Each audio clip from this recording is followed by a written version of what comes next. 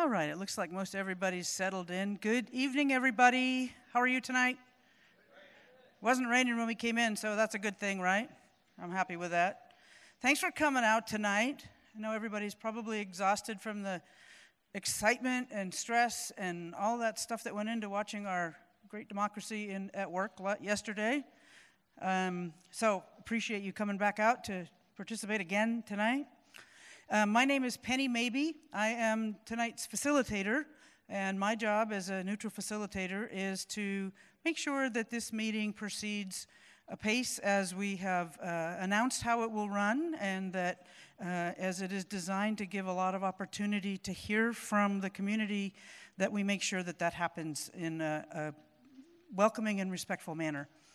And it's also my job to make sure we get out of here on time. That's, I always take that as kind of a sacred responsibility. A couple of housekeeping things. The restrooms, if you need them, go back out the door you came in by the sign-in table, head towards the front door, and then before going out the doors, take a left. And if you make it into the kitchen, you missed them. They're on the left and right just before the kitchen. If we need to make an emergency departure from this room, from this building, there are three ways to get to emergency exits. There's one over here to my left, your right.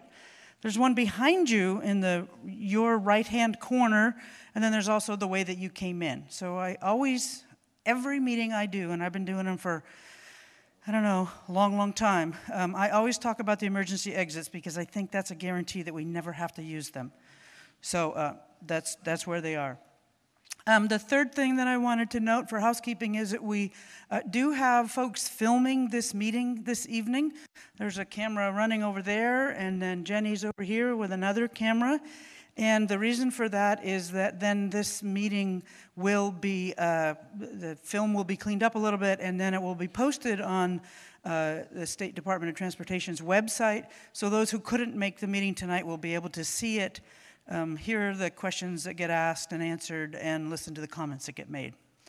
So those are my housekeeping announcements. And David, are you here? Yeah, David Goldberg. If you haven't met him yet, he is the Ombudsman, I have a hard time with that word, and Community Liaison for the State Department of Transportation. And he's going to say a few words tonight. Can I ask a brief question?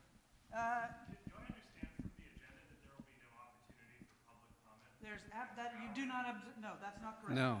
There will be plenty of opportunity for public comment. I'll go over the agenda next. I will go over the agenda.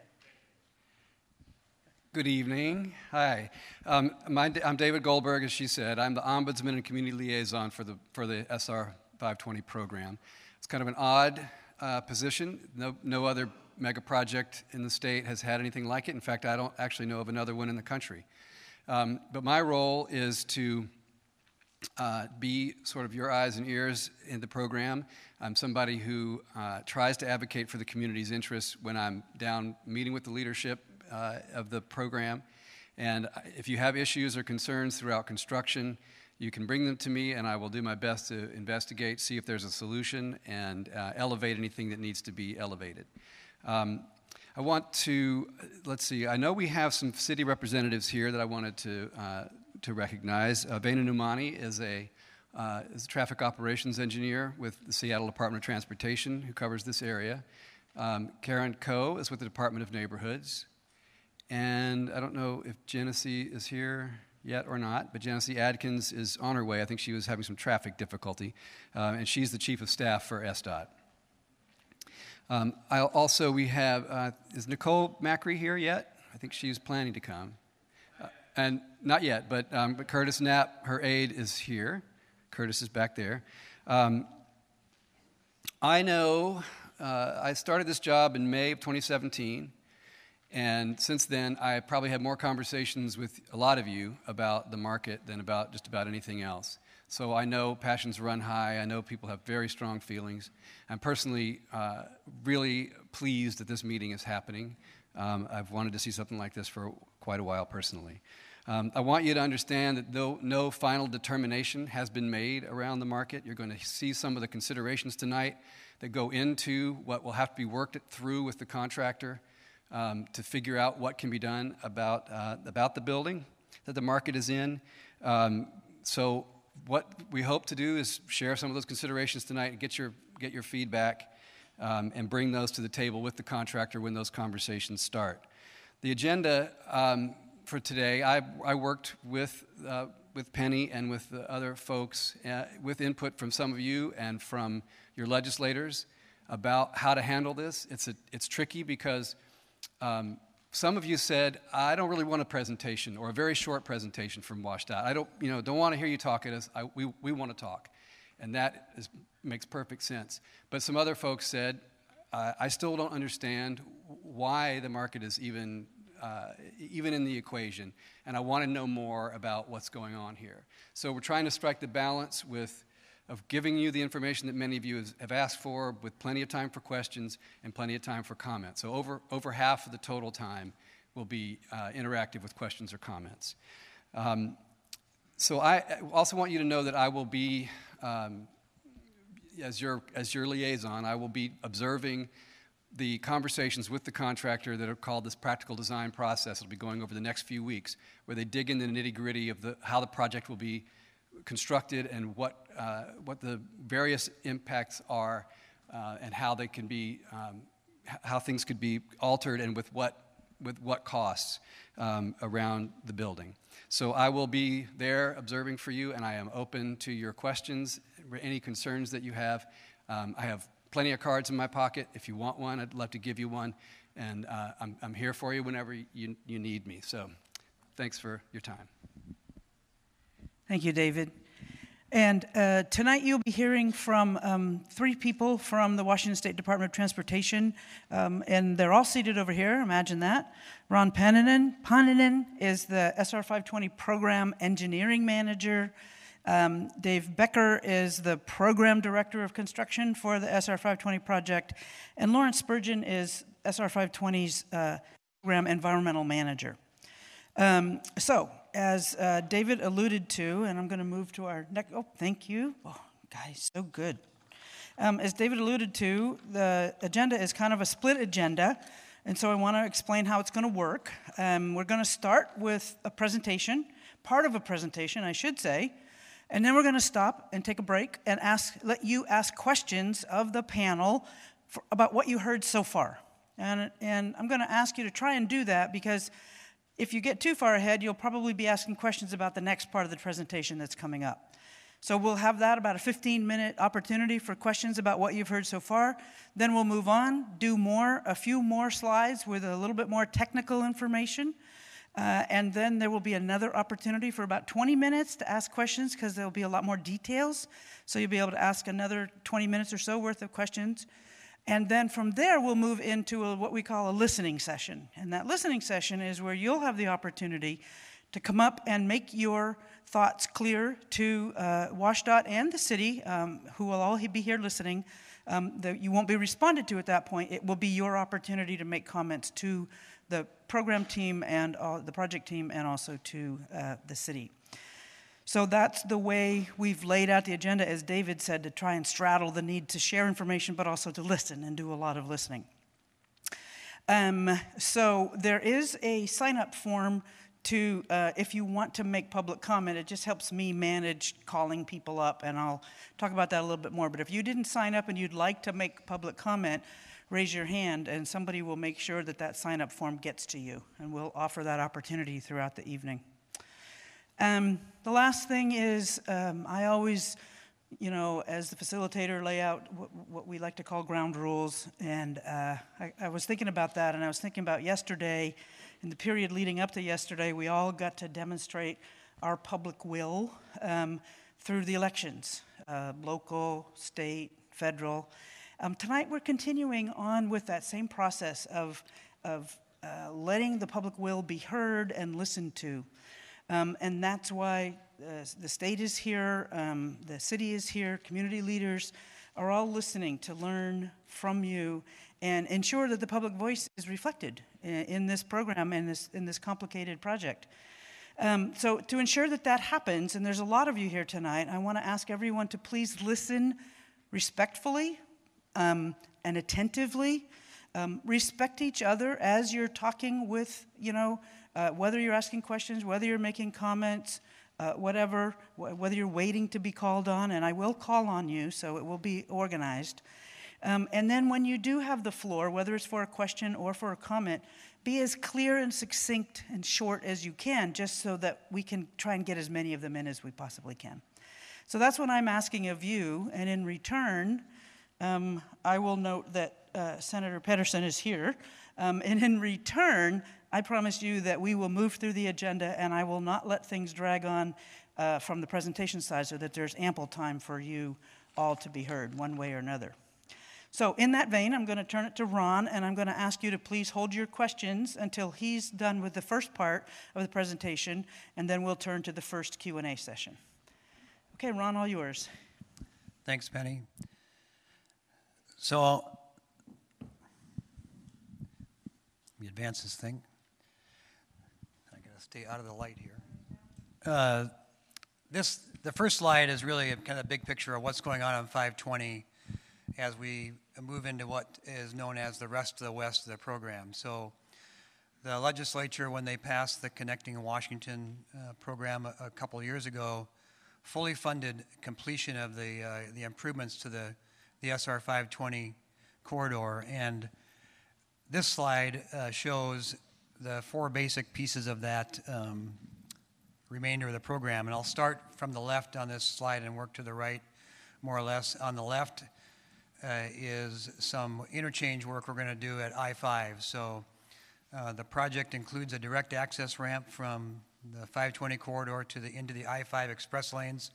It's a reversible ramp, so it operates with the direction that the I-5 express lanes are going. That is a project that we're currently doing final design on and will go into construction in 2020.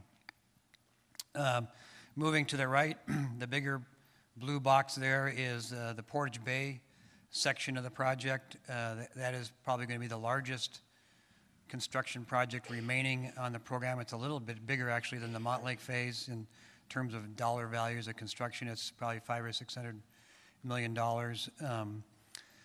That project will be a design build project, and we expect to issue the RFP sometime in the 2022 timeframe. A request for proposals for a design builder. So it'll be delivered under a similar model to the Montlake phase that we'll be talking about tonight, where the DOT does some preliminary design and then hires a design build team to complete the design and build the project. That Portage Bay phase will include actually two parallel structures across Portage Bay, and we'll also have a bike pedestrian facility on it that connects to Capitol Hill and Roanoke as it crosses over I-5. And then the big orange box on the right is the Montlake phase, and you can see it extends quite a bit to the right. It includes building a parallel bridge to the west approach bridge north that was just completed a year or two ago. So there's a parallel structure, brand new structure that gets built. Remember, a big part of this program is to improve safety on the corridor, and that eastbound bridge, the old eastbound bridge that you still drive on today, is vulnerable in an earthquake, so it'll be replaced with a structure similar to the new bridge that's just to the north. And of course, we'll also include all the improvements at the Montlake interchange itself, which is what we'll get into some details on tonight. And then the last piece is the green box at the top of the picture. It's the second bascule bridge across the Montlake Cut. It is included in the program funding. We know that there's a lot of work to do with the community and various stakeholders regarding that element of the project. So that work, some of that work will start next year. We have some analysis to do and some work to do with our partners at Metro and Sound Transit in the city. So that project will move, I would say, fairly slowly over the next few years to determine what it ultimately looks like.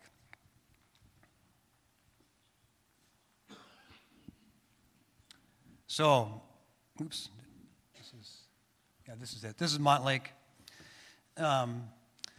And some of the, this is a close-up of the interchange and some of the elements included in it. There are some major pieces that I want to highlight. As I mentioned, we're building a new west approach bridge south that will replace the existing, what you drive on today, that's eastbound 520. and it'll carry 3 lanes of eastbound traffic, 2 general purpose, 1 HOV. Have to remind everybody that the way that gets built is at some point in the near future, next year, traffic will shift off of the existing bridge onto the new one that was built, so that new west approach bridge north will actually carry all lanes of 520 while we rebuild that structure. There's a landscaped lid over 520 at Montlake. It's a pretty good sized lid that is, was the result of a lot of work with the community and the city and our other partners. That includes, bicycle and pedestrian improvements, as well as a transit stop, a transit center.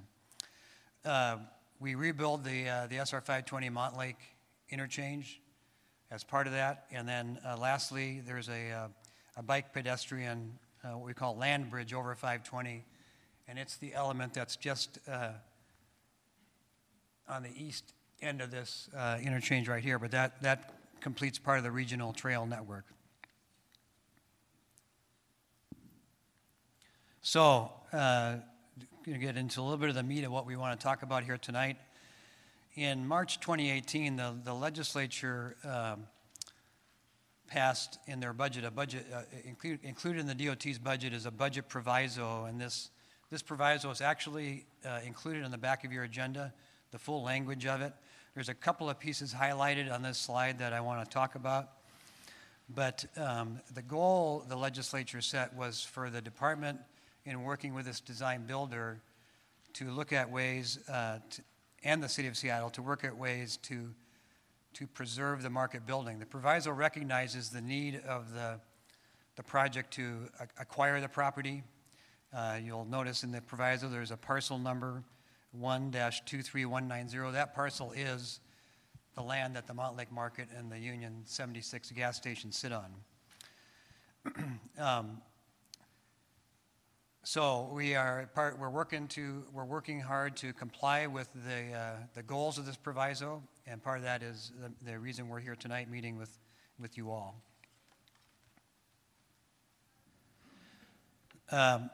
So this slide, we're going to talk a little bit about the 3 main pieces of this response to the proviso, working with the design builder, working with our partners at the City of Seattle, and the kind of public outreach we're trying to do to really look at the goals of the proviso and how we can attain those. So the design builder is not quite fully on board. The WSDOT received 3 proposals from design build teams back early last summer or whenever, I don't know what it was, but in that process they narrowed it to 1 team here recently. That project has been awarded to Graham Construction. It hasn't been fully executed yet. That takes a little bit of time to have a signed contract. But in that process, the department conveyed to its design builders that we intended to discuss feasibility with the selected design builder to look at ways to preserve the market building, which is one of the goals of the proviso is to preserve the building. Also, the proviso asked us to look at ways we could work with the City of Seattle, and some of the city facilities are involved here to look at all the different things we're trying to achieve with this project. And we did hold several workshops with the city. We looked at all the different pieces of this project as it relates to its impacts on Montlake Boulevard and the market. And then public outreach, we did have an April 2018 open house. Some of this information you'll see here tonight was actually available at that open house, and we talked about it with people there. It was not this kind of a meeting. It was more open house where we had a lot of staff around project boards to talk about all aspects of the project. And of course, this meeting is very narrowly focused on this piece of the Montlake interchange. We're here to get feedback from you tonight. We'll take that into our meetings with Graham Construction, and as you'll see a little bit later, we intend to come back to this community and talk about what we've learned in those discussions.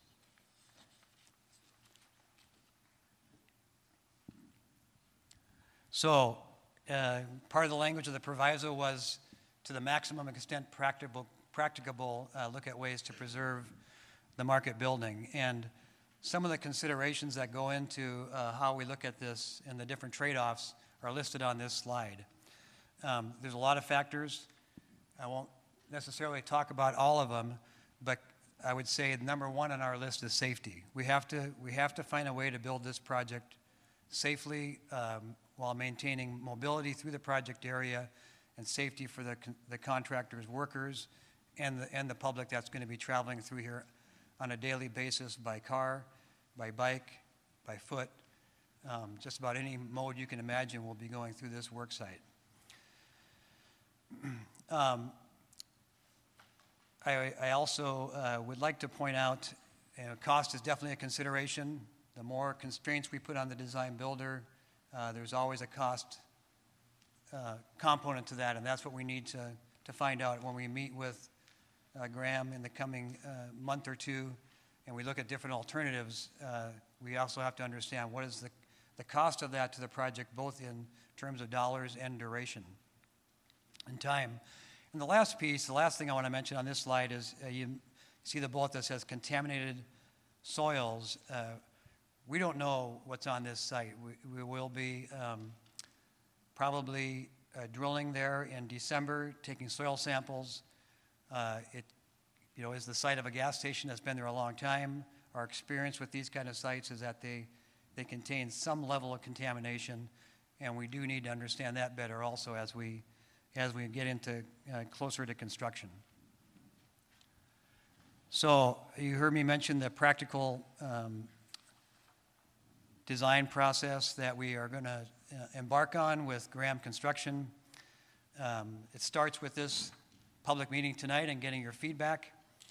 Sometime later in November and into December, we're going to hold a series of workshops. So when we talk about a practical design process, it's not a singular event. It's going to be a series of meetings with the city, with the contractor. Sometimes the city, maybe just us and the city and the contractor, sometimes WashDOT and the contractor. And there's reasons for that, because as we meet with Graham, we're going to be talking about contract issues that affect their contract with WashDOT. And so these meetings are not public forums, which I know many of you are probably interested in what goes on in those meetings.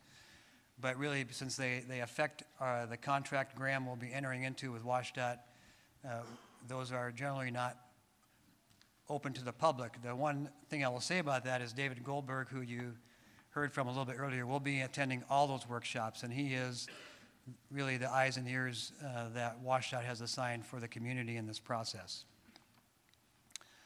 So once we get through some of the workshops in November, December, we'll come back in December. We'll give an update to you all, or whoever can make it again to a forum like this. We'll get feedback. We'll confer again with Graham Construction and the City of Seattle, because some of these definitely are, impact city facilities in the area. Either there's utilities or Montlake Boulevard, which is a city street, or other adjoining streets. Late this year, we want to try and wrap this up by the end of the year. It'll be taken to WashDOT's executive management for final evaluation and determination of how we move forward. And then late this year or early next, we'll again report back to the community on how this process has worked out in terms of our ability to meet some of the goals of the legislative proviso. Oops, I think I went too far. You're okay. You can advance it to the next one. What's that? Okay. Okay, great. So this is the first point where we're going to have our first question and answer period. So we have all three who I introduced earlier, Ron, Dave, and Lawrence, up here to answer questions. If you don't want to ask a question verbally, you should have a blue, I had one, I lost it. You should have a blue comment card. Feel free to use that, because no matter how the questions come to the state, they're going to be answering them. So there will be answers to any question, no matter how it's asked, whether it's now or written. So again, I'm going to ask you, try to keep your question focused on what you've heard so far, knowing that there's more coming. I may even tell you, if you ask a question that I know is going to be answered in the next presentation, I may just tell you that and ask you to hold it. So again, be as short as you can. And this isn't an open comment period. No speechifying at this point, please. This is questions about what you've heard so far.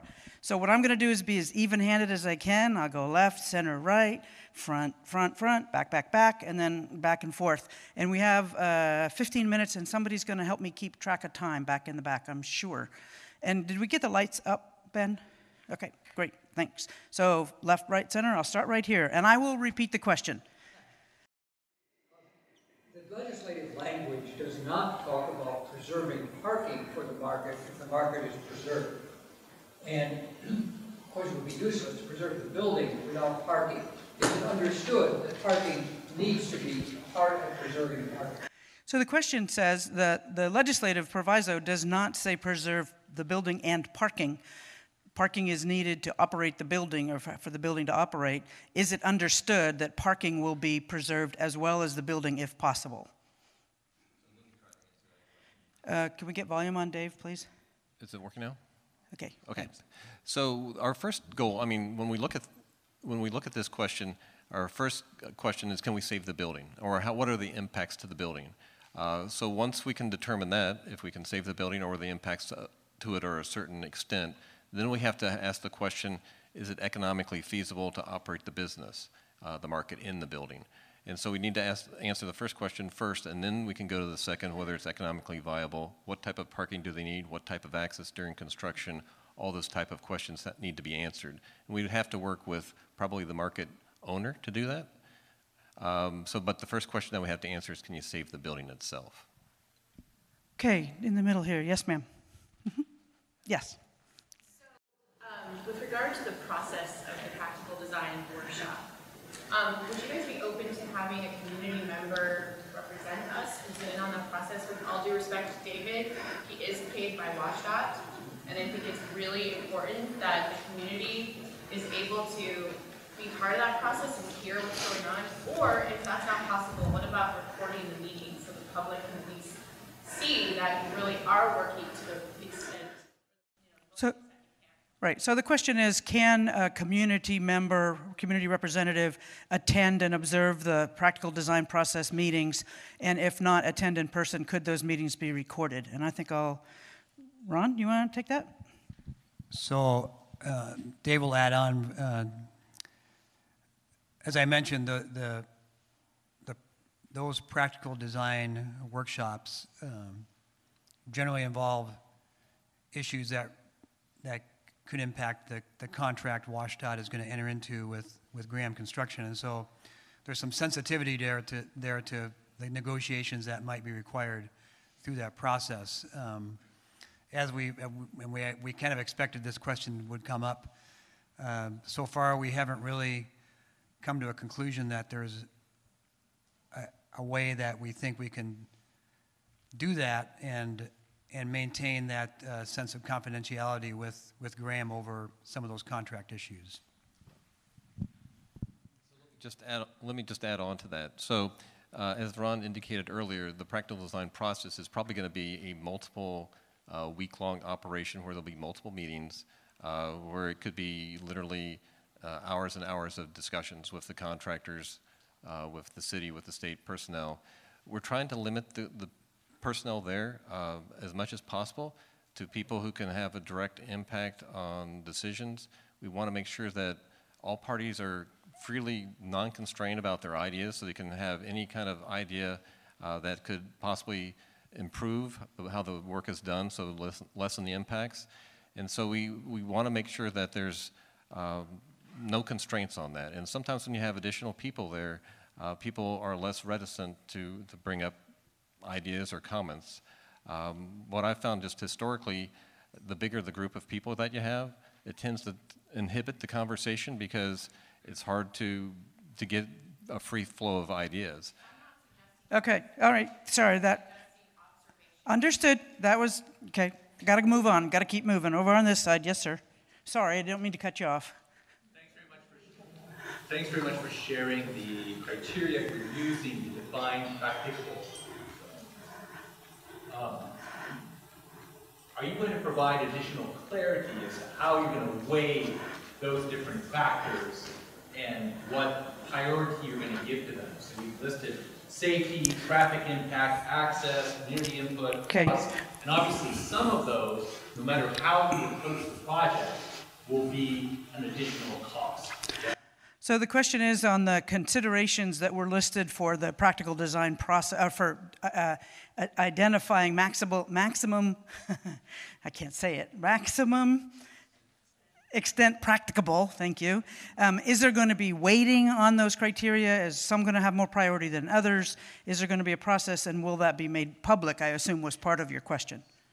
So I just wanted to follow up a little bit on the last part. We are going to take notes, and those notes will actually be made public. We will actually present those back, as Ron indicated. There will be a second public meeting where we will actually present the results of the first set of conversations and discussions with the design builder.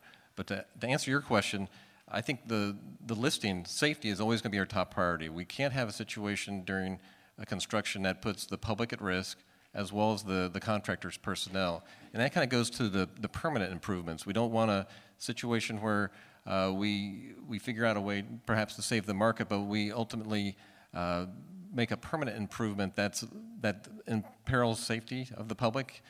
So safety will be the top priority always on the construction or the permanent improvements. I think the other ones is just we will actually weigh we'll actually come up with what we think that the impacts are to traffic, or what the costs are, the schedule impacts. We anticipate that we'll have a list of possible ideas that will work or potentially could work, and they'll be assigned in the value. I mean, if we say, okay, if we do option A, it will increase the contract by 2 months, and it may cost $500,000 or something like that. We're not going to say that eliminates that idea. It will just be that data will be provided, and so that we can come back again to the public or to our executives and say, this is the impact if we go this route. But safety, though, will be the one that's the top priority. It always is our top priority. Okay, thanks. I'm going to go, it's always hard to point, and I don't like to point. Yes, ma'am. Oh, just one question. My understanding is that if the Montlake Market comes down, there will be a staging area in order to build the project. Is that true? So that's going to be addressed in the second part of the presentation. So you might want to hold your question because let's see. And it has to do with traffic. That's the other piece of money. And I'm concerned because I live very close to Montlake Boulevard. And if that market goes down, when we have a staging area where there are trucks going in and out, there are times when... Okay, this is sounding kind of like a comment. So, okay, all right. We'll come back to you on the staging on that part of the presentation. To the middle here. Yes, sir. My question is in regards to Grand Construction's response to the RFP that you issued. You mentioned that the bidders had been told of the imperative, the legislative imperative to preserve the market. In what ways was their response responsive to that imperative, and did their plan, as laid out in the response for preservation of the market at whatever level of detail they provided, did it differ in any way from the other respondents? So the question was about the responses to the RFP, given that the state noted that the practical design process would be looking at responding to the proviso. And was there a difference in the proposals, and did the proposals address this issue? So we asked all three proposers as a baseline to assume that the market building as well as the gas station would be removed and that the site would be cleaned up. So that we wanted all the bidders to bid it the same way so that we could evaluate them on a level playing field, if you will, apples to apples comparison.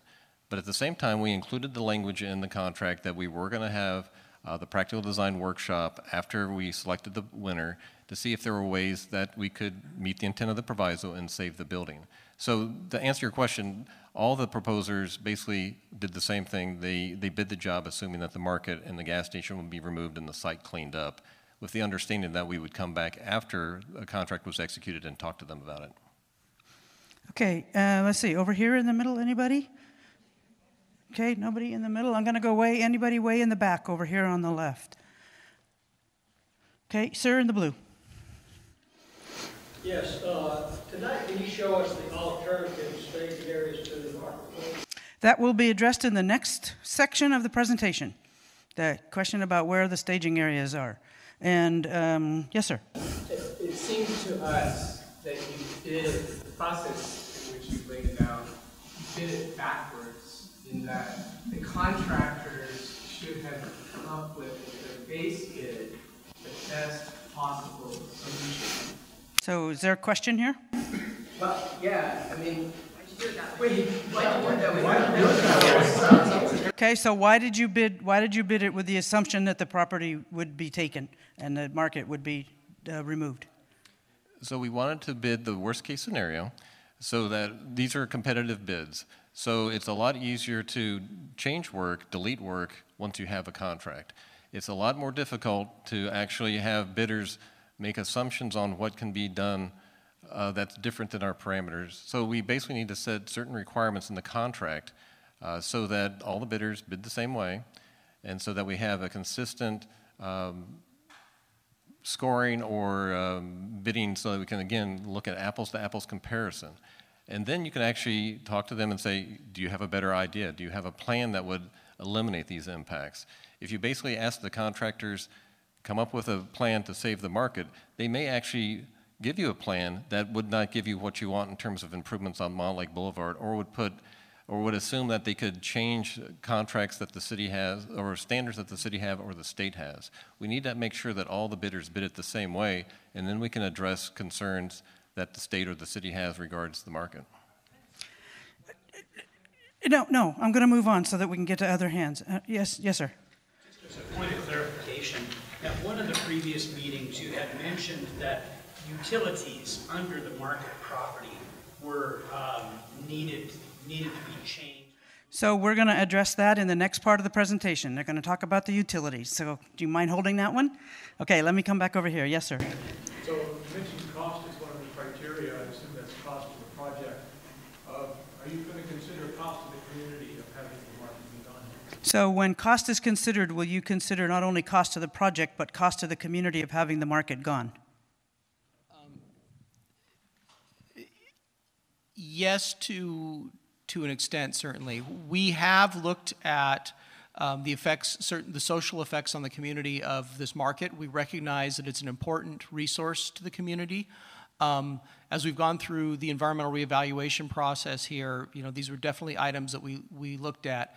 I think that it's somewhat inherent into this process of trying to find a solution to leave the market building remaining that right there recognizes that there's a benefit to the community, or a desire of the community certainly for the market to be in place. I think from this cost point of view, right here in the straight up dollars cost, when evaluating the dollars cost, that really is going to be the cost difference in dollars between different options. Okay, to the middle here. Yes, sir, in blue. Mm-hmm. All projects have a rather large area where there's job site trailers, and it takes up, usable space. Have you considered using the market as a temporary job site trailer area? So that you could then return the building to the market once the job is complete? So the question is, have you considered using the market building as a job site area so that it could be returned to a market at the conclusion of the construction? So WashDOT has considered that. We did not require that as part of the contract. Again, I think the first question is, can you save the building itself? And if the building can be saved, there's certainly other uses that you could do for it, whether a business operates in it or they use it as some type of office. Okay, checking time here. How am I doing? 2 more minutes. Okay, did you have your hand up? No. Okay. Okay, so, okay, yes, sir. Well, a lot of these comments have said market, gas station. A lot of them just said market. Is the gas station on the table still? So the question is, some of the comments have been market, some of the comments have been market, or questions have been market. Gas station, is the gas station on the table?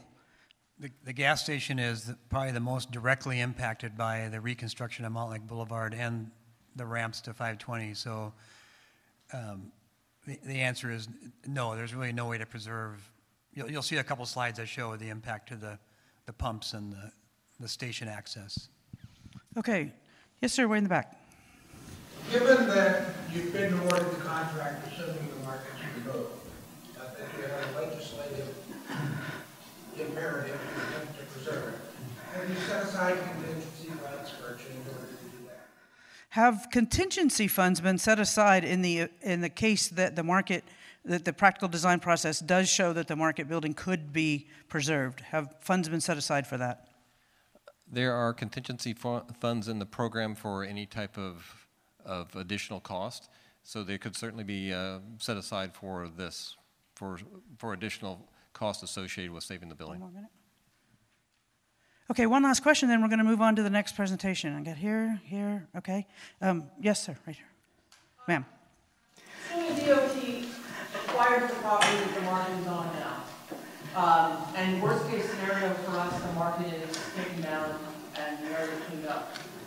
Post-construction, what is the historical record of what happens to property acquired by the DOT after the fact? Is it offered for sale? Is it maintained for other uses?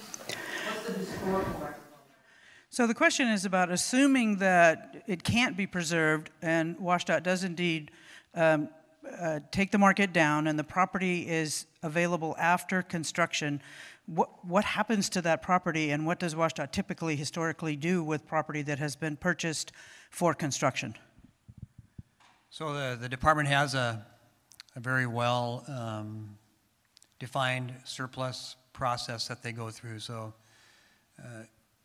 remnants of property like this that are left over after a project is built will go through a process of surplus, and it's an auction situation where they'll take bids on surplus property. Now, that isn't, I mean, that's a pretty simple version of a longer process, but eventually the property would be surplus and would be in a condition suitable for whatever use would be permittable in that area. So, it is developable land and would be available for that at some point in the future.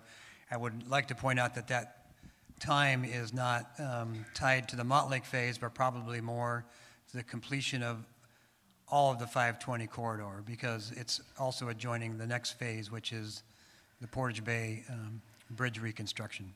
And with that segue, we're going to go to that next segment, and we'll do another bit of presentation, and then we'll have one more Q&A session. Thank you for your respect and great questions. So we're going to drill down into quite a bit more detail now and talk specifically about what's going on this site, what are the impacts, what were the considerations that led to the decision that the property needed to be acquired. When the record of decision for the 520 corridor was issued in 2011, the record of decision was a document that kind of completed the environmental process WashDOT went through. Those early designs worked hard to avoid impacts on the market. But you have to remember that when we do that work, the level of design done is fairly preliminary. And so when full funding was received in 2015, we started looking harder at the project overall, how these phases would be built, what are all the requirements that are needed to incorporate all the things the project is trying to achieve. And through that process, as we advanced the design, it was determined that the impacts to this particular parcel were greater than we anticipated in 2011, and the property would need to be acquired. So all that work that went on that led to that decision involved some community involvement, the design that went on to finalize the design of the lid, to work with the city of Seattle on their facilities in the area, Montlake Boulevard, a very large water main that goes through there, as well as working with King County on a pretty large sewer pipe that's in the area.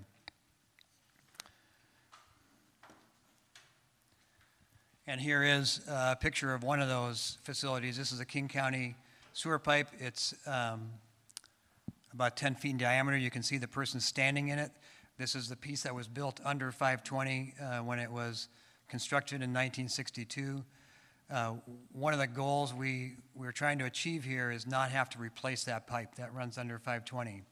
That'd be a pretty disruptive piece of work, and would involve pretty significant traffic impacts on 520 itself. But that being said, it is an old pipe. It has it kind of comes into the market property. It doesn't actually go under the market, as somebody mentioned earlier. But it goes onto the market more in the vicinity of the gas pumps.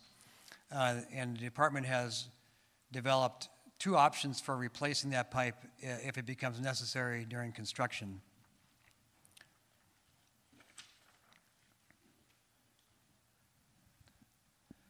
So this slide is a cross-section of the 520 corridor itself as it goes under Montlake Boulevard. And it may be a little bit hard to see, but you can see the pipe at the bottom of the slide here. This is the big sewer pipe. We've put the highway as close to that pipe as possible with the minimum amount of cover. There's obviously a certain minimum clearance we have to have for the highway, and then we have the lid itself, which has a fairly significant concrete structure, and then the improvements on top of the lid. If you look over here on the right, what it does is it raises the profile or the elevation of Montlake Boulevard about 4.5 feet. And that 4.5 feet transitions back to the south as it goes by the market. So that's one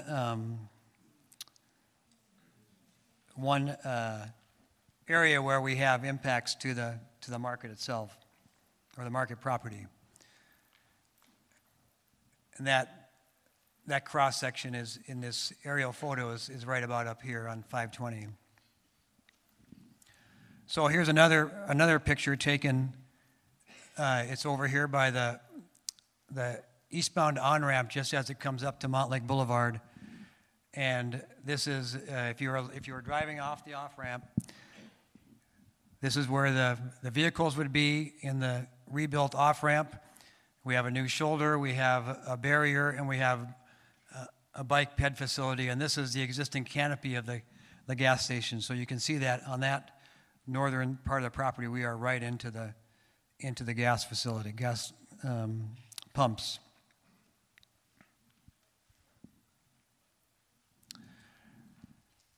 One of the goals of this project and this whole program was to improve non-motorized connections, bike ped facilities. I guess you could ride them on skateboards and motorized scooters now too.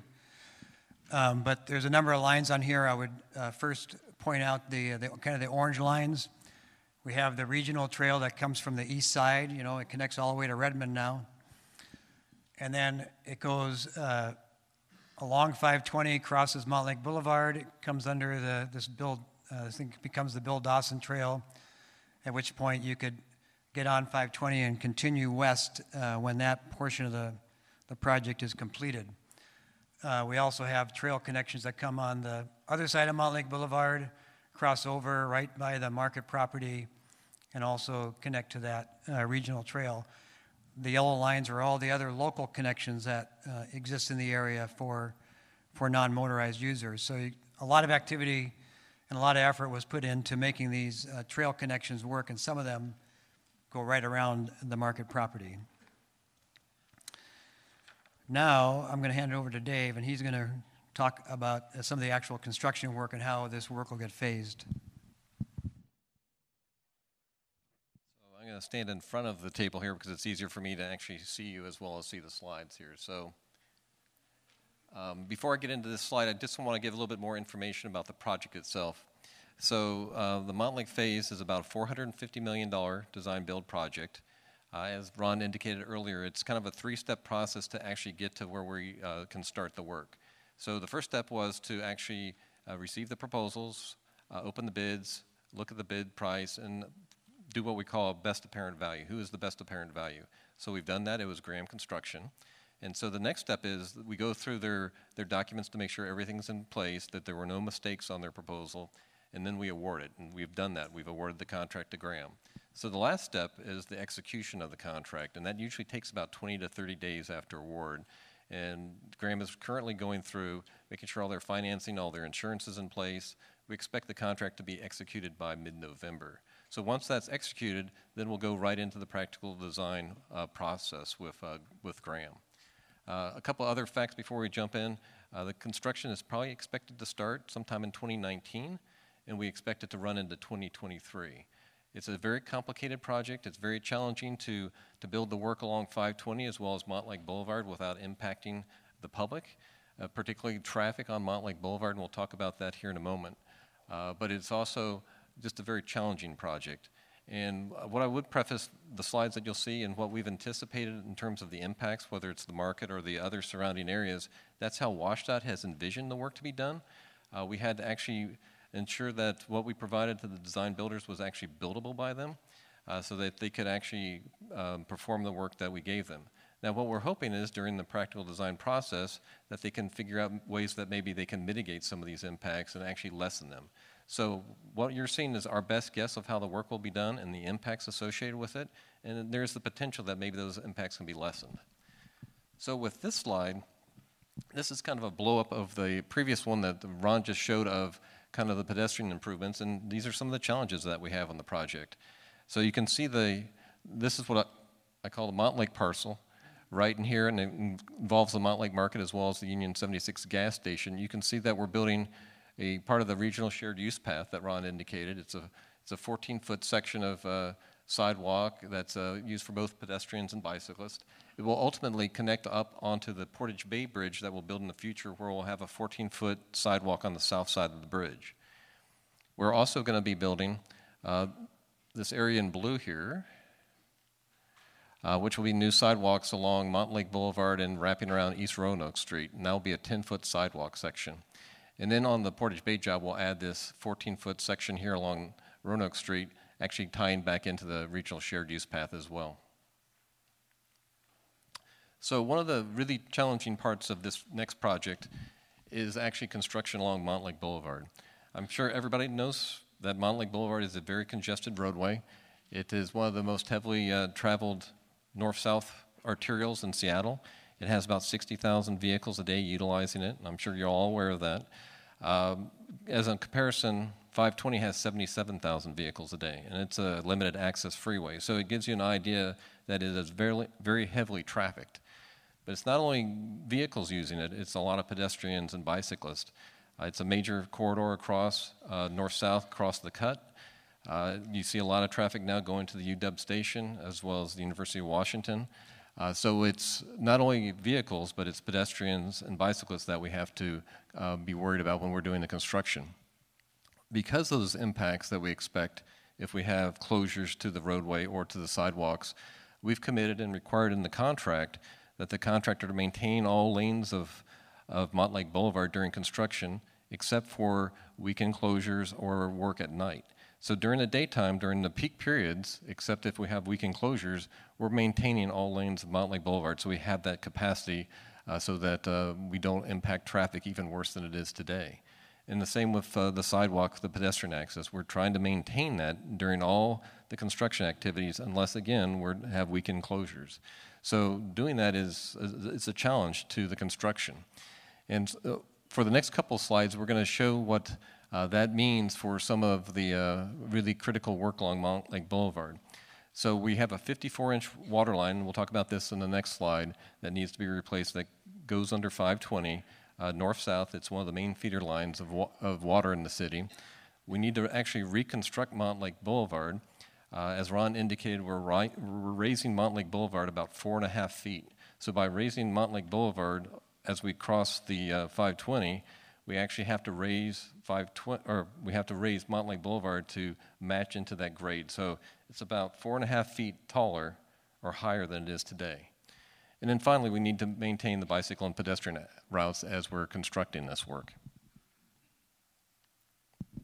So this is the first challenge, and the reason we had the 54-inch water line first, it's one of the first orders of work. So if you look closely here, you'll see this green line, and that's the existing water line.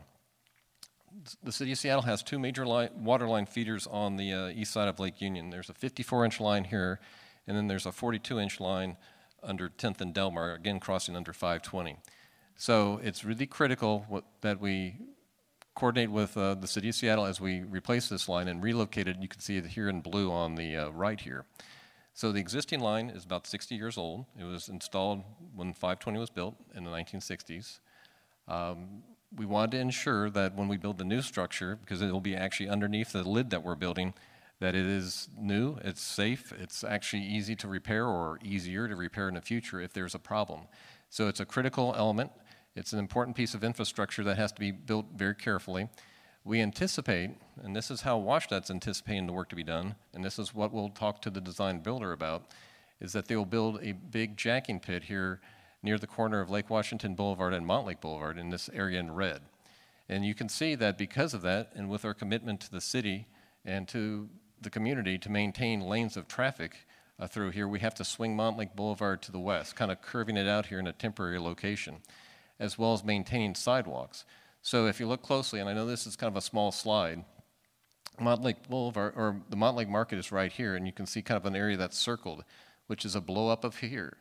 And so you can see this kind of squared up area here is the market building. We anticipate that by moving the lanes of traffic and the sidewalks over, we kind of impact the corner of that Montlake Market building approximately 25 feet.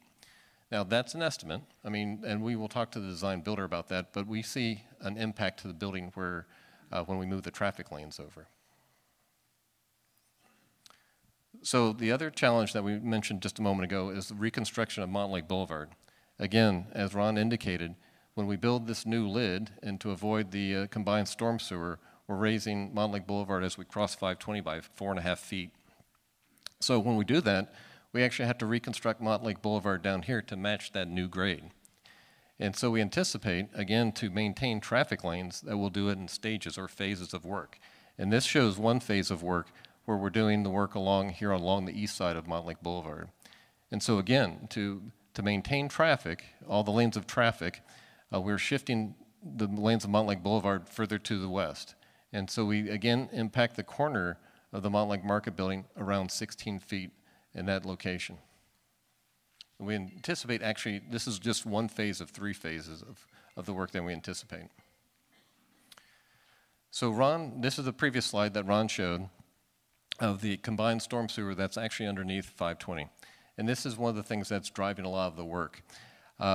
We do have in our contract very clearly stated that we want the contractor to protect that line in place. We don't want to touch it. We don't want to replace it.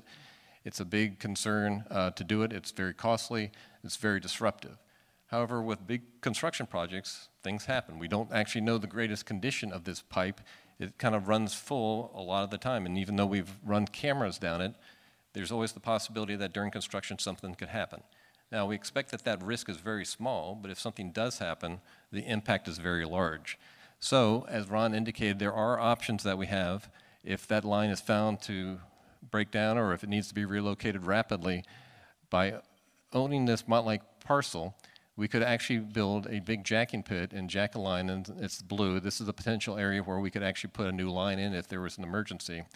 And it's probably the least disruptive operation if we did this. We also have another option if for whatever reason we couldn't build the jacking pit here, which is much less desirable because it's actually out in Montlake Boulevard, that we could actually put the new line as shown here. Now that is undesirable. It has an impact to traffic along Montlake Boulevard. It could potentially impact the historic homes here on the right, and that would not be our desired option. But it is a backup option if for whatever reason we could not use this property here. Again, these are just options. These are just risk mitigation plans if there was something that happened to that combined sewer during construction. So we want to kind of close with the discussion of the staging that we need on the project. So staging is always critical on a big complicated project like this. It's always desirable to have staging as close as possible to the construction site. For a variety of reasons, it's more efficient to do the work. It's easier for the contractor to manage their operations, and actually it reduces some of the impacts to the local community because of traffic coming to and from the job. So we have identified a number of sites and made available these sites to the contractor. The WashDOT Peninsula is the site that the previous contractor used when they built the north, or the west approach bridge north, which is in this area right here. So we expect the contractor to use that site rather heavily. It's a large site. It has good access to the work, which will be on the south side of 520 for this next phase of work. We do expect the contractor, and we have made available the former Mohai site on the north side of 520. Now, we would anticipate that the staging used in that site will be different than what was done on the Wobbin job, just because, again, the majority of the work tends to be on the south side of 520, but it will be used for some of the work near the Old Canal Reserve. We are also making available an area under I-5 near the Ship Canal Bridge for the contractor, and I anticipate that we'll use that as well. It is less desirable in a lot of ways because it's so far from the job site, but we do anticipate that they will utilize it for some of their operations.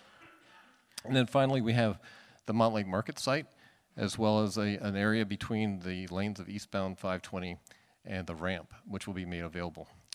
The Montlake Market site is very desirable for the work along Montlake Boulevard, as well as these eastbound ramps, because it's right there. It makes it very easy for the contractor to do their construction work, as well as if we need to mitigate the site and remove contaminated material from the market area, it makes it very easy to do that. So this is a slide, as Ron indicated, we do have projects after the Montlake phase, and this is just a slide that shows which staging areas will still be available to the next project, particularly the Portage Bay job. You'll see we have the Washed Up Peninsula available, as well as the sites near Montlake. We will also have the area under I-5, as well as the two sites along 520 near 5th or 10th and Delmar. So I'd like to end with, again, this slide where we talked about the practical design process. So as when I started my remarks, I indicated this was our best guess of how the contractor will do the work. We wanted to make sure that there was a reasonable, buildable plan that the contractors could all bid on, and that we would actually go back to them and see if they had better ideas to do some of the work during a practical design process. So just quickly running through the slide again, today we're having our public meeting. We will start the practical design process probably within the next couple of weeks. I anticipate it to be a number of meetings, complicated, detailed discussions with the design builder about ideas that they may have or that we may have to figure out or decrease the impacts. That will go on probably into December. We will then come back again and present that information to the public in a form much like this and receive your comments and feedback on that. We will then go back and evaluate those comments, feedback. We'll talk to our executives, and we expect any type of decision probably to occur either late this year or early in 2019, and we will report that back as well. Okay. Thanks, guys. So now we're at question and answer period number 2. So same stuff, same thing, keep it to one question, brief. I'm going to go front, back, so forth. But this time I'm going to start way in the back because I was told that there were people standing in the back that had their hands up and I didn't see them. So I'm going to start way back there and work my way forward this time. Again, we'll get through as many as we can. We're going to cut off the question and answer at 7, and then we will shift into the listening session. So we'll go till 7 with the Q&As. Keep them short. Use your comment cards. If you don't want to ask your question or you don't get called on and you don't get to it, write it down and submit it, and WashDOT will get to it. So I'm going to go way in the back to gentleman, yes, in the yellow. I'm glad you ended your comments with that last slide, because my question actually has to do with that last slide.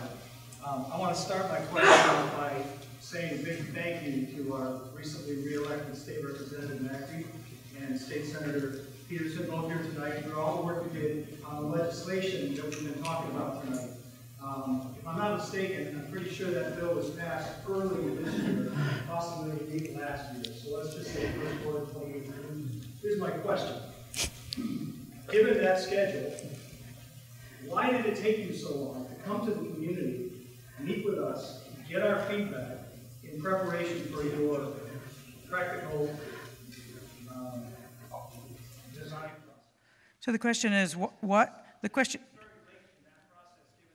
Got it. Got it. The question is, why wait until now to come out to the community to get input on the practical design process?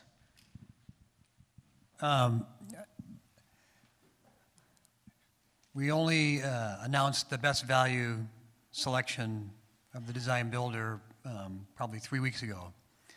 So it would have been, we could have had this meeting a month ago, 2 months ago, but it would have been a little bit difficult to share a lot beyond that without having a contractor on board. So I think, although this seems compressed, I think it's a little more timely in terms of we will be able to roll from this meeting into the practical design workshops and come back to another meeting like this and talk about what we've learned in that process.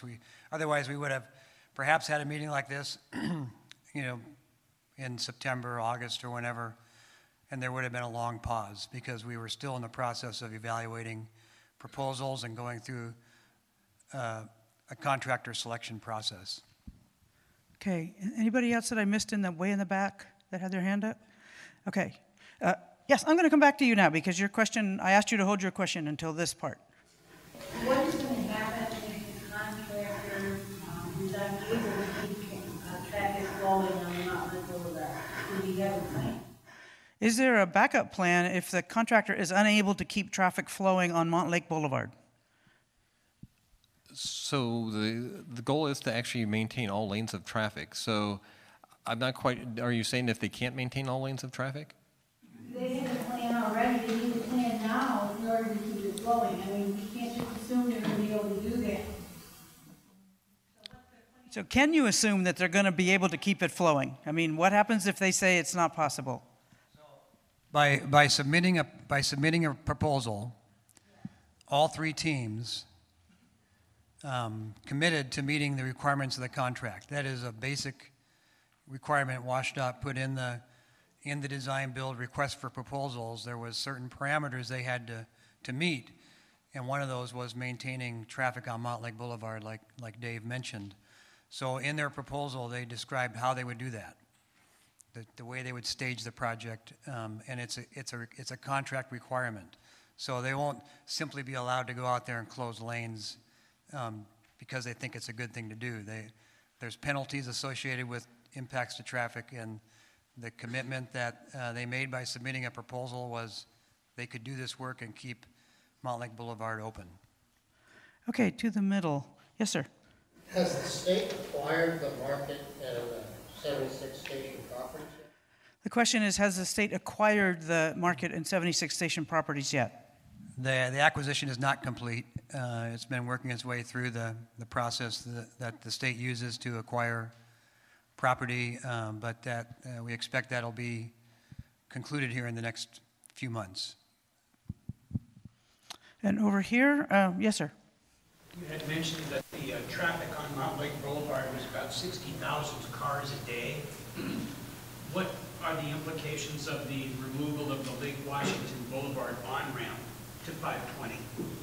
Will that affect the amount of cars on Montlake Boulevard and how we deal with that? So the question is about removing the on-ramp to, on-ramp or off-ramp?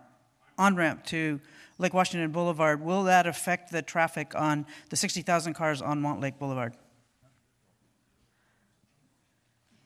Uh-oh, it's a hot potato. So prior to removal of the Lake Washington Boulevard on-ramp, improvements need to be made to the intersection of Montlake Boulevard and Lake Washington Boulevard to allow for increased capacity. There'll be ultimately a second left turn lane on Montlake Boulevard, so that for eastbound traffic. So at the intersection of Lake Washington Boulevard and Montlake Boulevard, there's a second left turn onto the eastbound ramps to mitigate for the removal of the eastbound on-ramp. That's the ultimate change for that. So we don't know what the incremental number of cars would be? So, yeah, and that's a detail that I don't think they had tonight. We don't have that with us right now. That wasn't the kind of the subject of tonight's meeting. I'm going to come over here to the left and go right here. So based on the presentation, it seems to me that raising the roadway by 4 feet and building the lid could be deleted and things could remain as they are. It's not clear to me that the lid is going to be so valuable to us as a community. Is that still on the table, or are we dealing with that as a fait accompli? So the question is, it sounds like the lid causes the raising of the road, which causes, has the snowball effect. And is the inclusion of the lid a fait accompli? Is it a decided decision, or is that still on the table? Right. I think you're right. I think that definitely some of the conflicts, especially with the sewer line, have to do with where it is relative to the proposed lid. This lid was designed in partnership with the neighborhood, in partnership with the city of Seattle. We went through a extensive design process about 2012, 2013, I think, where the final design out here was sort of come to through a very collaborative community process. There are a number of items that came through there. The bicycle ped connections that are going to continue across the Portage Bay Bridge, the lid design as it's designed today, the further bike ped bridge that will be over the top of 520 a little bit further to the east. I think from where we are today, that lid is part of the project. I think that through the entire development of this project that we've heard loud and clear from the communities asking for 520 to be lidded in this area. I don't see an alternative at this point that wouldn't include the lid. Okay. Let me go back. Oh, yes, back in the back. No, yeah, you. So for two of the reasons up here, the water line and the cut shown, and for the shifting of the Montlake Boulevard, have you talked to the owners about taking a 45-degree cut off the building, or if they would be willing to have the building, the person coming through the building moved and come back? So the address the risk issue with replacing mine sewer, but has that been discussed? So the question is, has there been discussions with the owner of the property about taking a slice off of the building to accommodate the needs that were presented earlier? So I want to start with the building, the land is being acquired. And the question is, can the project be built and the building itself remain standing in some form? And we have asked ourselves that question. Could you chop off a corner of that building and still preserve it in the rest of it? That's part of the conversation that'll occur with Graham Construction through the workshops we'll hold here later this month and next. And then there's questions that will arise as a result of that discussion. What are the other impacts to their ability to build the project? Okay, I went there, some over here. Yes, sir. I've heard that King County has a combined sewer overflow project planned in Montlake Park, and I'm just wondering if that could affect some of the needs related to the sewer line. So King County is looking at a combined sewer overflow project in the park. Would that affect any work on this pipe or any other part of this program? King County has not come to us and told us that any of the facilities that we've been talking to them about, and we've had numbers of meetings over these pipes, would be affected by any of their planned work. We are not privy to the information about what that proposed project is, and because of that, my feeling is no, it's not directly connected to any of these facilities, or in such a way that would affect this project work. Okay. Yes, sir. Yeah, I'm looking at your photo here, and correct me if I'm wrong, but it's like due northwest of the little circle. Is the little circle Montlake Market? So the question is the circle Montlake Market? Down on the bottom. Down on the bottom, yeah. That's the corner of the market. Due northwest of there, is that two vacant big land spots? I know one's Tent City right there to your left. There's Tent City. Why don't you use that? And right across the street is a big vacant land there. So the question is, use it for what, sir? For what? For staging? For staging, you mean? Yeah. Why not use the area where the Tent City is and area across the highway for staging? So just so I'm clear, are you referring to this area right here? And the one directly across there. So this area will be used as staging. this will be made available to the contractor. This area here is owned by NOAA, so that's the National Oceanic Atmospheric Agency, and so that's a federal agency. WashDOT is actually in discussions with them to acquire a piece of this property right here to facilitate some of the construction. So that would be made available if we can work agreement with NOAA. But we would, I'm sorry? Their addition to the market. Okay, to the middle, I don't see any hands. I'm going to go back. Yes, sir, back there. Sir, you've talked about the transition of 4 feet south of the market. What about the transition to the north? That seems to be, by all the dotted lines, outside the scope of this project. But I haven't heard you talk about how we're going to get 4 feet down to the roadway between the 520 and the Montlake Bridge. So the question is about the raising of the road 4 feet, and how is that going to work on the other end, on the other side of the freeway? So how does that transition work? So I assume you're referring to this area here, correct?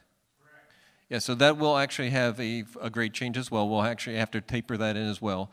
I mean, we were focusing, frankly, these graphics were associated with the Montlake Market property, but we will actually have a adjustment as well to the grade. Montlake Boulevard will be reconstructed there as well.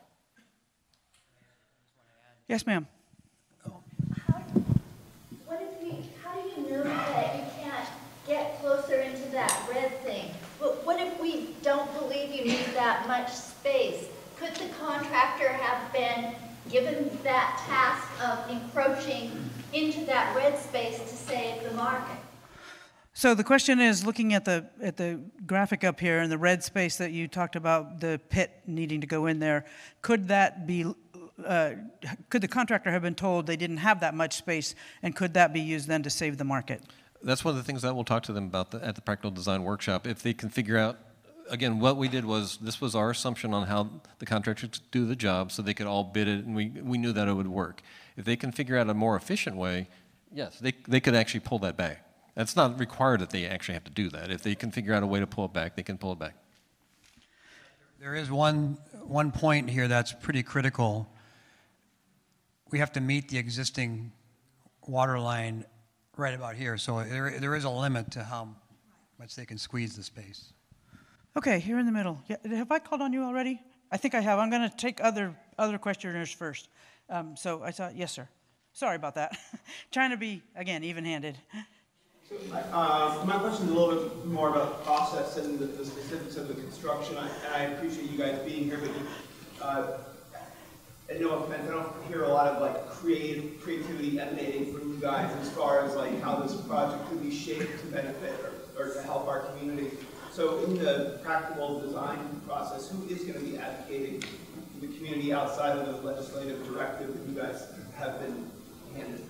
So in the practical design process, who will be advocating for the community and putting forth, I'm going to put words in your mouth, putting forth ideas that would reflect the community's concerns and issues? So, well, David Goldberg will be there. His sole mission in life is to represent the community as part of this program. I would say that part of the purpose of this meeting is to gather ideas as to things we may have missed or we could look at differently. But I would also add that this project has had about 10 years of public involvement, and the project you see is a result of the trade-offs we talked about in one of the earlier slides. So the project is a result to a large degree of community involvement and recognizing those trade-offs.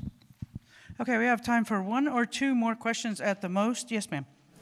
I'd like to know what are you going to do with the houses that are on Hamlin and Shelby Street, that go to the Montlake Bridge, the ones that are on Montlake?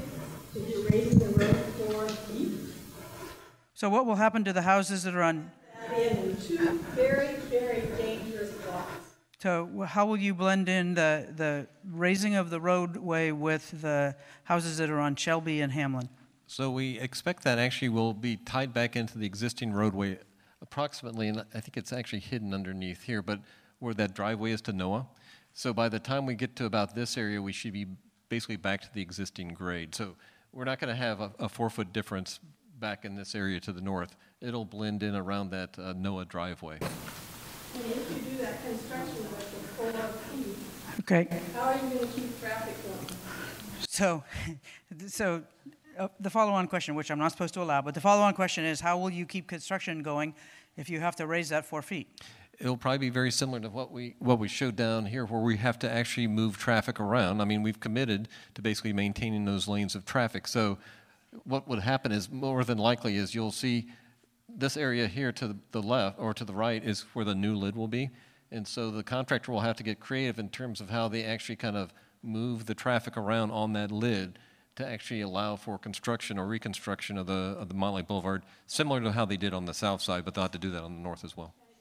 Okay, so I'm gonna cut us off here, and the reason I'm gonna cut us off from the Q&A is I'm going to shift us into the listening session. We said we would start that at 7 o'clock, and I think it's about 1 minute to 7. I need to pull a microphone out here. Do I have a sign-in sheet? We do? Okay, so while I get the microphone out, I'm going to name the first 4 people that will be called on to make make your comment. We're going to do 2 minutes for each of you. I'll be timing it, and I'll give you about a 15-second warning. I would ask you, when I tell you that your time is up, that you please stop so that it leaves time for others to make comments. The first 4 names that I call out, if you don't mind coming up here and sitting in these 4 chairs, and then I'll keep on a rotating basis after each speaker saying who's next, so that then you can come up, and that just saves the transition time so there's more time for comments. So again, 2 minutes, and I'm going to call the names on the list. If you haven't gotten on the list, there's another one that Roger has here. You can get on it. And this is not question and answer. This is your opportunity to say what you would like to say to WashDOT and the city, but they will not be responding. So don't stand and wait for a response, because you won't get one. And so I'm going to ask Hans, K-E-I, I'm not sure the last name. Okay, Valerie Teal, Diana Foreman, and Nancy Anderson, the first 4 to come up. And Hans, you might as well come right on over here and take your point there to the microphone over there, please. And then Pete Delaney, if you would come next and come on up here. No, you don't have to grab it, just stand right by it and it'll be fine. Okay, you're ready. First comment. Hans Kale, I live over at 2019 East Louisa. I have 2 kids and a wife, and I'm very concerned about this project. Just like to say thank you for the meeting. Thank you to our legislators. I think without them, we wouldn't be having this meeting at all. The market. Hans, do you mind waiting just 1 second? Not counting my time. Yeah, I'll give you your time back. I'm liking to ask the people in the back, if you're going to have conversations, please take them out in the hallway so everybody can hear Hans and all of our other commenters. So please keep the noise down in here. Thank you very much. Okay, Hans, go ahead. So without our legislators, I don't think we'd be having this meeting. And I think the market would be gone, and it'd be a staging area pretty darn quickly. Maybe we have a chance here. I'd just like to say 3 things. Historical lack of transparency has been an issue. Maybe we're starting to address that with meetings like this. It is late in the process. The second is this current changing needs that will continue on. That concerns me. I recognize these are complex projects. However, this seemingly endless series of changes with what's required and what's not required and what needs to be taken and what doesn't, seems like there's a lot of wiggle room there in terms of what is the maximum extent practicable in order to keep the market. And the last thing is sort of future intent. If you look at the history of this project, it went from, we're going to keep the market in the gas station, we don't need it for staging. It then went to, improvements are going to require us to take it. That's sort of the changing needs side of it. Then it's, since we're going to condemn the market, we're going to use it for staging. Even though we didn't really need it for staging, we've always said we don't need it for staging, but since we're going to condemn it anyway, we might as well use it for staging. And then it's, we're going to use it for staging, and it's not just going to be for the Montlake phase, it's going to be endless staging, right? Where you have the 4th stage of this project, we don't even know when that's going to happen, and we're going to use it for that maybe, whenever we figure out what we're going to need it for. In fact, we could use it for any project, time without end. And I think that's a concern. So it goes back to intent. How are we going to measure intent? Now, I love the proviso that the legislature has put in, thank you very much, again, to this budget. However, I'd say 15 seconds. That proviso has already been, has not been met already because of the way the contracting process has been led. Because the contract has been, that proviso has not been included in the contract, you're already not doing the maximum extent practicable. So that's a concern. Thank you very much. Valerie Thiel, and then if I could get Carl Stixrud to come on up to the chairs, that would be great, please. Go ahead. Thank you. I've had my home in Montlake for 34 years at Miller Street and 20th. The Montlake Community Market is important to me. I don't mind change, but when change takes us away from a sustainable lifestyle where we can walk to get our groceries, where we can walk to a place to see our neighbors, where they're taking away a landmark that's important to the Montlake community's identity, that is a direction away from where we should be going. When we're not respecting what the legislature, our representatives have said about the Montlake project and preserving that market, I believe that that should have been part of the RFP, because when people are competing, when companies are competing, that's when they're most motivated to find an affordable way to solve a problem. And we could have had that roadway closer to where they're jacking that line. Thank you very much. Oh, I'm sorry. One more thing is, I didn't personally know that the roadway was going to be 4 foot higher when I was hearing about that lid. I didn't know that this was going to be having this impact. I thought the lid sounded like this green way to walk over across the freeway, and it's not. It's got all these off-ramps. So what good is it? And it's impacting our market. Thank you. Thank you. Diana Foreman, followed by Nancy Anderson, Pete Delaney, Carl Stixrud. The previous speaker did a wonderful job of explaining a number of things that have been on my mind for quite a long time. I'm impressed by the difficulties that the design teams face trying to regard the sewer line, the water line, whatever else needs. It's terribly complicated with so many of us in the streets, on the streets, and being part of this project, whether we want to be or not. But the thing that has worried me from the beginning, although I'm filled with admiration for the kind of work that's being done, is that the heart of the community is at stake. And for me, that translates to a place that anyone can come at any time, find a friend, be a friend, have something to eat, decide, oh dear, I meant to buy that earlier and I'm back, and so I think I better get it now. All of those things that make living in a community on a day-to-day basis a very special experience. My husband and I have lived on a houseboat in Portage Bay for 37 years. We've rebuilt the house, but to our delight, nothing much else has had to be rebuilt in our area. Now we'll be turned quite upside down for rather a long time. It's a hard thing to decide what's the right thing to do. But I think for me, the important thing is let's not lose the heart of our community. Thank you. Nancy Anderson, followed by Pete Delaney, Carl Stixrud, and Colleen McAleer. Good evening. I'm Nancy Anderson. Thank you very much for coming. I live on Boyer Avenue East, probably the second busiest street in Montlake, in part thanks to Montlake Boulevard. But I've lived there 32 years, and we have the most fantastic neighborhood and community. Our little block has block parties. We have new families coming in. As I said, I've been there 32 years. I have a teenager in high school, and I'm seeing new families with babies, and it's just a most amazing neighborhood. And our Montlake Market, the hop-in, as those those of us who've lived there a long time have seen evolve, is an amazing market. I have family that live on the East Coast, in the South, in California. They come to visit and they're like, my gosh, I've never seen a market like this. It's a full service grocery, amazing items. It has this amazing deli. It's just a really cool place, and it is a heart of our community. And I just want to give you guys a story that can help you see how you can make this happen. When they started building the tunnel for the light rail, my house on Boyer Avenue East and 3 houses next to us, they were going to tear down the 3 houses next to us to build a vent shaft.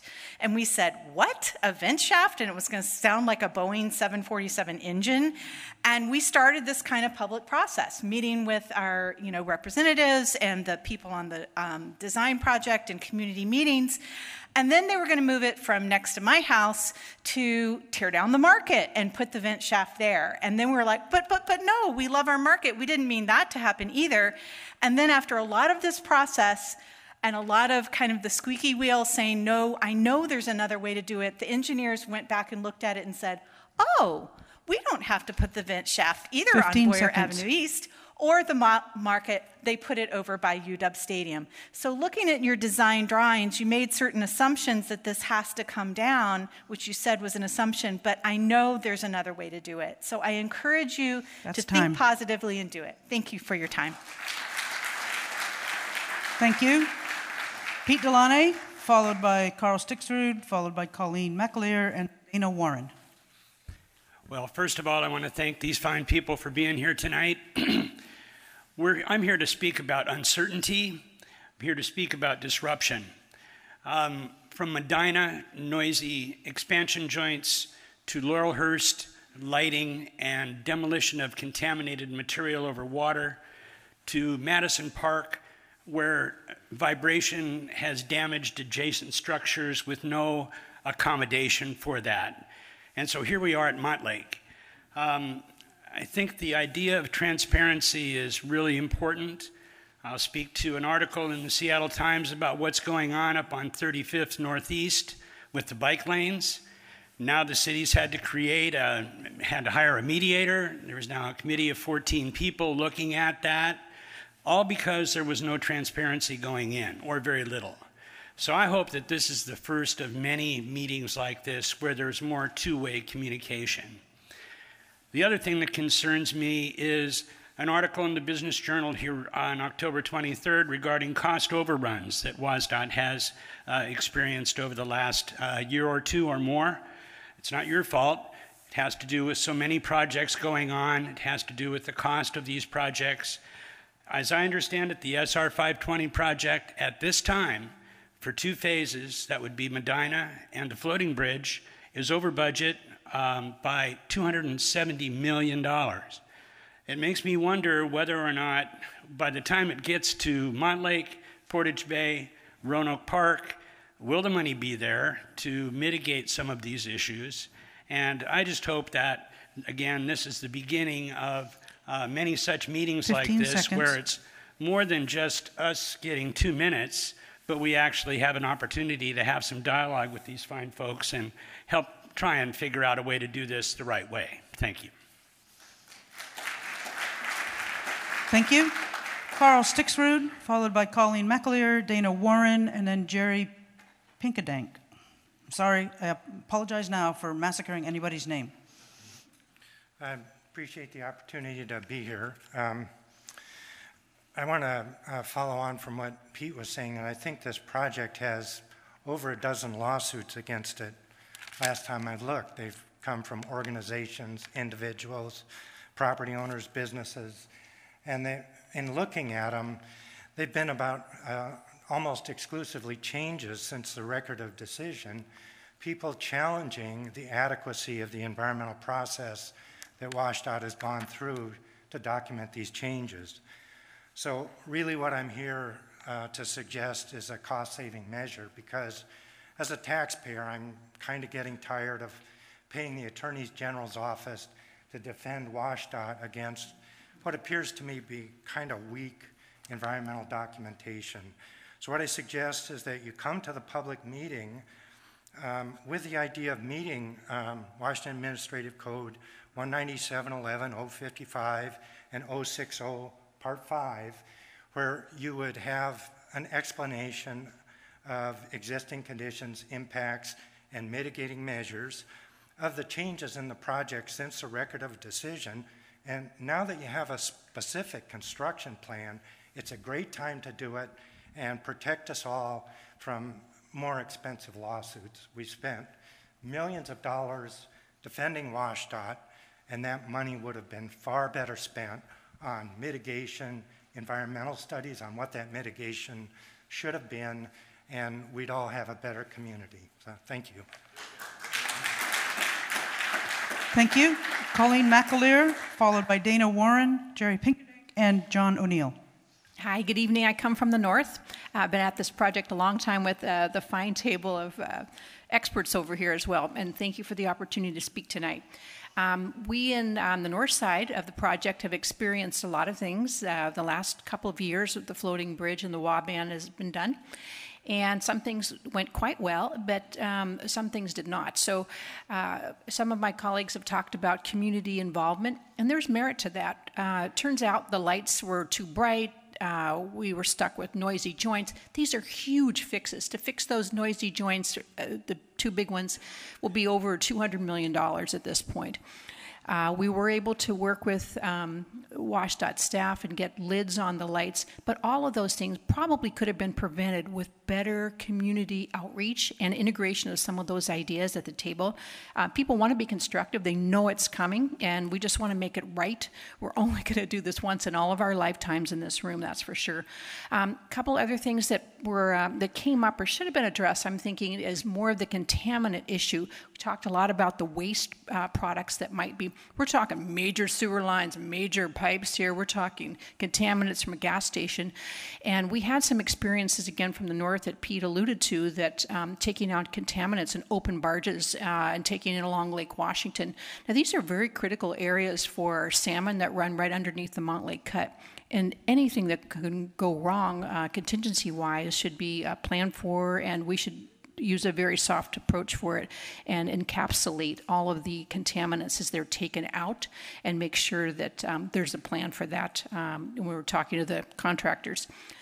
And finally, I guess the sense of place cannot be lost here, and I think Diana mentioned that as well. It's a community gathering point. It's the heart and soul of the community that connects both sides of it. So the best effort to save as much of that place as you can when it's done. Thank you very much.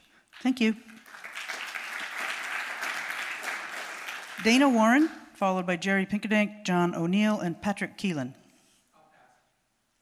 And you are Dana. Okay, thank you. Jerry Pinkerdink, followed by John O'Neill, Patrick Keelan, and then Sharshti Sandal.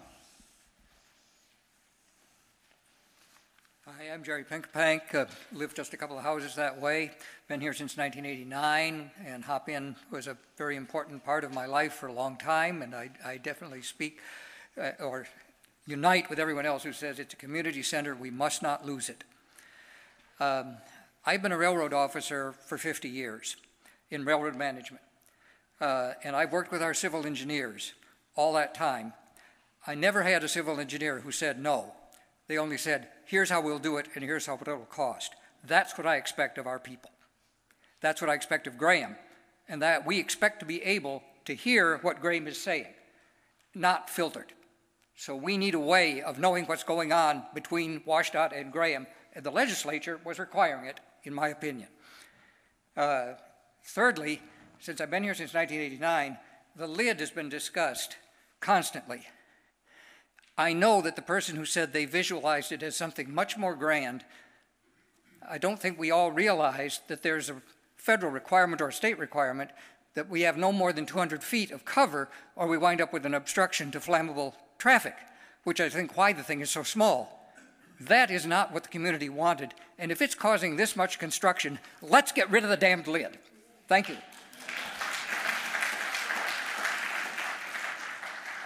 John O'Neill, followed by Patrick Keelan, Sharshti Sandal, and Keith Seinfeld. I'm John O'Neill. I live on 1620 East McGraw Street, just south of, or north of the playfield. I was going to talk about a whole bunch of things, but it's only 2 minutes. But I became concerned as I saw the drawings of what you were showing us that was so different than what was in the original environmental impact statement, and that was different than the record of decision and the 106. I'm concerned that that pathway on the east side of the market has never been discussed, was never part of the record of decision. The whole goal of the original EIS was to save the market. It was, in fact, to preserve it. And so by adding that requirement, and I don't know if that's an SDOT requirement or what, you're how do I say this?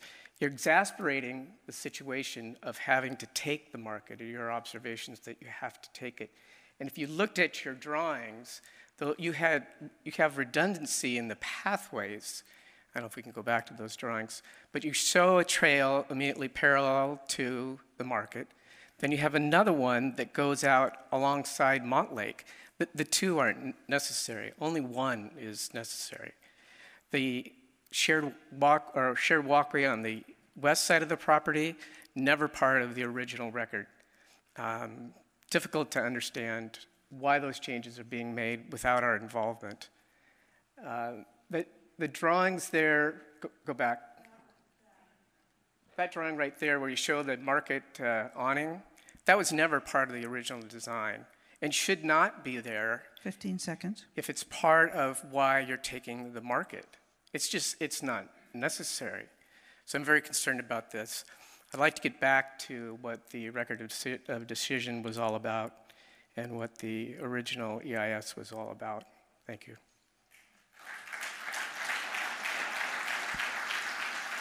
Patrick Keelan, followed by Sharshti Sandal, Keith Seinfeld, and George Riddell.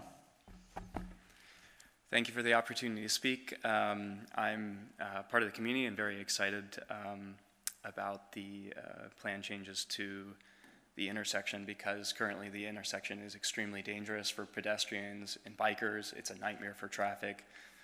Something has to be done. I would like to see Montlake to have a really thriving commercial center. I'm not sure, where the Montlake market fits in, but if it has to be taken, adequate commercial zones somewhere around so we can have a thriving community wherever that is.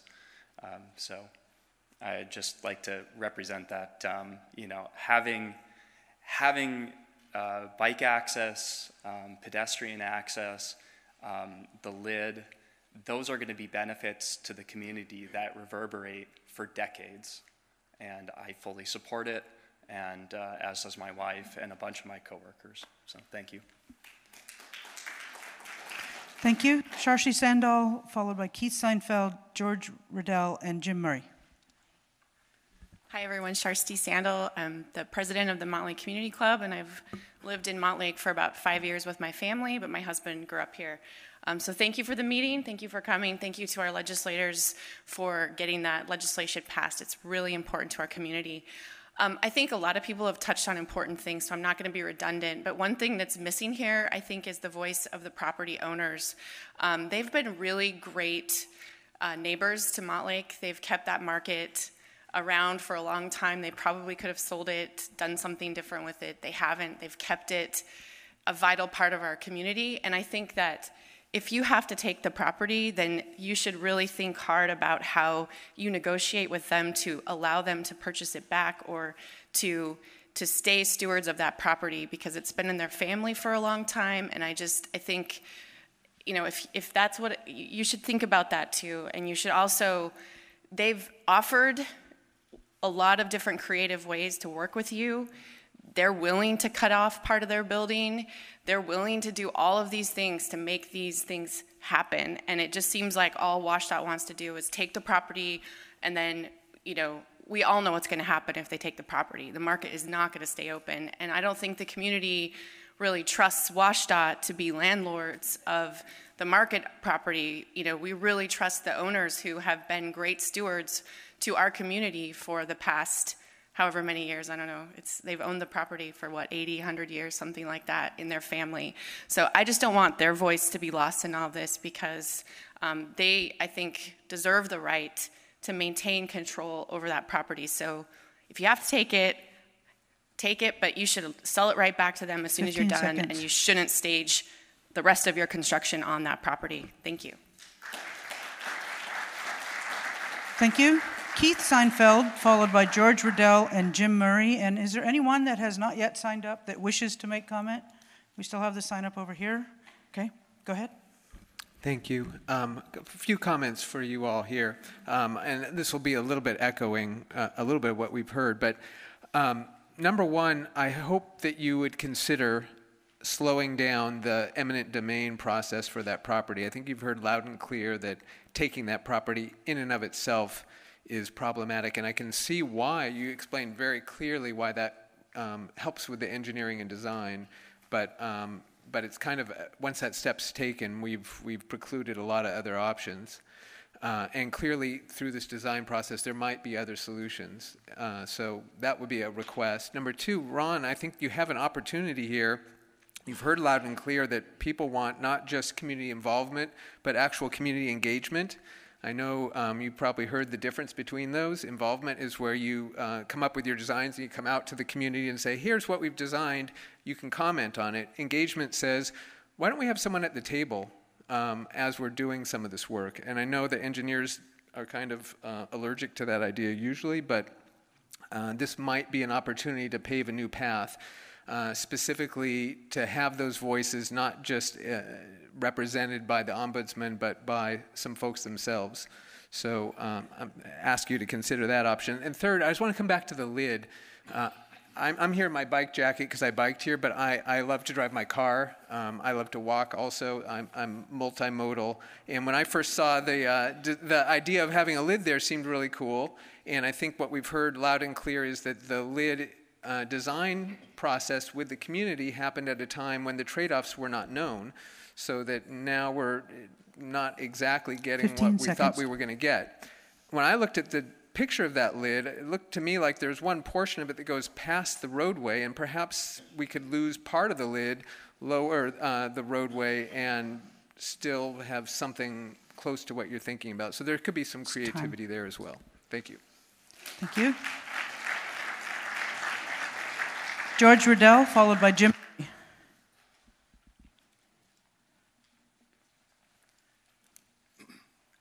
have a couple of questions. Show me your hands if you've lived in Montlake for more than 20 years. Okay, thanks. Now, show me your hands if you've lived in Montlake for more than 30 years. Okay, thank you. Show me your hands if you've lived in Montlake for more than 40 years.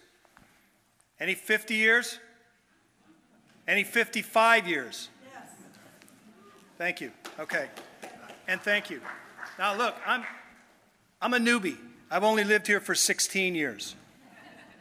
And one of the things that attracted me to this neighborhood and to Seattle generally when we moved here with my family was the urban living in this town. It's one of the most fantastic parts of Seattle proper, but about Montlake too. You can walk to Hop-In. There are restaurants within walking distance here. There are other neighborhoods in Seattle that are actually better at that. But that Hop-In was one of the things that attracted me to this part of town. And if it's not clear to everybody by now that it just can't go away, then I don't know what else we need to say. But I do want to say a couple of other things here. I heard two things tonight. I heard the ombudsman at the very beginning of the meeting say no decision, no final decision has been made about the Montlake Market. And then near the end of the presentation, I heard you, sir, say the property will be acquired. It came out of your mouth. To me, that sounds like a final decision. Now, I'd like to know which one is it, because that sounds like a final decision to me. And if that's what it is, I guess we should all just go home, because you know, it kind of sounds like a fait accompli to me. The last thing I'll say, and echo something somebody else said, there are a lot of design elements we saw tonight that I have never seen before, including chopping off a corner of the market, trails that weren't there before. I'd like to know when those were created. Were they created before you were told to come and see us by the legislature? Thank you. Jim Murray? Does anyone else wish to sign up for public comment? Okay, sir. I'm Jim Murray. I live on Hamlin Street, north of the 520. And I support everything that's been said so far. What I haven't heard very much of is the inconvenience. There was a communication that came from WSDOT early on this year about how they taken into account the fact that the community didn't seem to be very inconvenienced by the disappearance of the market.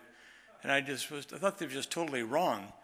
Having to go now over to get your milk on Sunday morning to the University Village or go to Capitol Hill, it's crazy. And considering the cost of the whole project, I wonder if there's an option. I wanted to make this a question, but it didn't get back to me. But to build a temporary market somewhere in the proximal community that could house the Montlake market for whatever it be, 5. Now it sounds like it might be more like 10 years, but whatever. So we could temporarily replace the Montlake market in a convenient location. I know land is dear and there's not much space available, but it seems like somehow, somewhere, one of the staging areas could be used for that purpose. So, thank you. Thank you. We have reached the end of those who had signed up to make comments during the listening session, and I thank you all very much for sticking to the time limits and being respectful throughout the whole evening. I can't say how much I appreciate it. And so, as you heard, the next steps will be the state will be taking all of these comments and your questions and so forth, and that gets heard through other methods into the practical design process, and then we'll continue forward as Ron had laid out earlier. Thank you again for coming tonight. Thank you so much for your participation. We appreciate it.